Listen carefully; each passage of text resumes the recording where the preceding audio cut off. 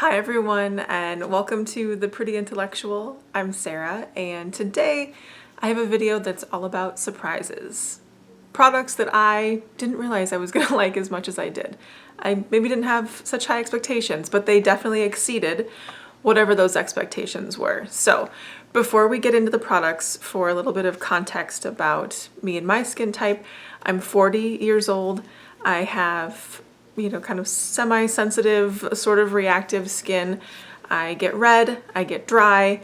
I live in Minnesota where it is regularly dry and cold. Even now, it's May 12th. I wore a winter coat to walk my dog yesterday. Okay, moving on. So that's what my skin is like. Hopefully that gives you an idea of what I might be looking for or how that might impact the experience I have with different products. Jumping into it. I have three, as I mentioned. The first one is the Neutrogena Sensitive Skin Sunscreen with Broad Spectrum SPF 60. I picked this up when I was doing a whirlwind tour through Walgreens, which here in Minnesota is one of the few stores that is actually open. I was there to grab a prescription and I did a quick tour of the rest of the store to see what else I might need, and this is something that I grabbed. It was $10.99 for 3 ounces. It is fragrance-free, water-resistant up to 80 minutes, and yeah, I was hoping that it would work in 2 different contexts. So one, on the weekend when I'm not wearing makeup, I wanted to have something I could slather on to go out in the garden or walk my dog Gravy or just be outside and get some really solid sun protection from. And then I was also hoping that it would work well as a primer underneath my makeup during the week. I do wear makeup most days because I like to, and I wanted a sunscreen that I could put on after I moisturize before I put on my makeup.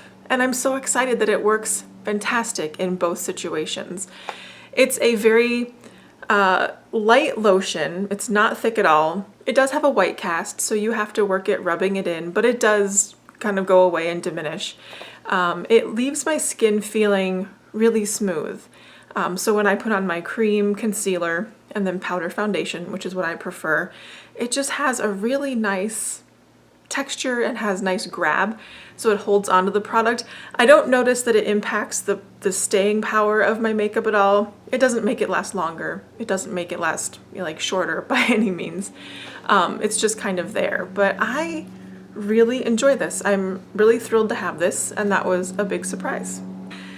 The second product I bought is something that I got from that same Walgreens trip. I went into Walgreens knowing that I needed a new brow pomade. I have been using Anastasia Beverly Hills brow pomade for several years. I've had the same little container of it for 2 years, and it dried up to the point that I could no longer use it. So I thought I'll breeze into Walgreens and I'll grab something probably temporarily, just something to get me through this period where you can't go to stores like Ulta and Sephora here in Minnesota, and shipping times are crazy. You can't rely on that. So I bought the Maybelline Tattoo Studio Brow Pomade in Soft Brown. And it's great. It's a really small little, what is this, a tub? It's not a tube. A jar. It's a jar of brow pomade. It's very small. It's 0.106 ounces, and it does also come with this little brush, which is quite good. I do use this. It has an angled end, and then it has a spoolie, and I really like it. The color match is fantastic for me, which I was not really expecting, and I think that the formula is a little bit thinner, not quite as stiff as Anastasia even before it dries out. Clearly that is not an ideal time to be comparing an old product with a new one, but I feel like I'm able to better control how much product is going in my brows. I'm able to build it up if I need to. Oftentimes with Anastasia, I felt like I was being really careful not to create some nice dark block brows for myself.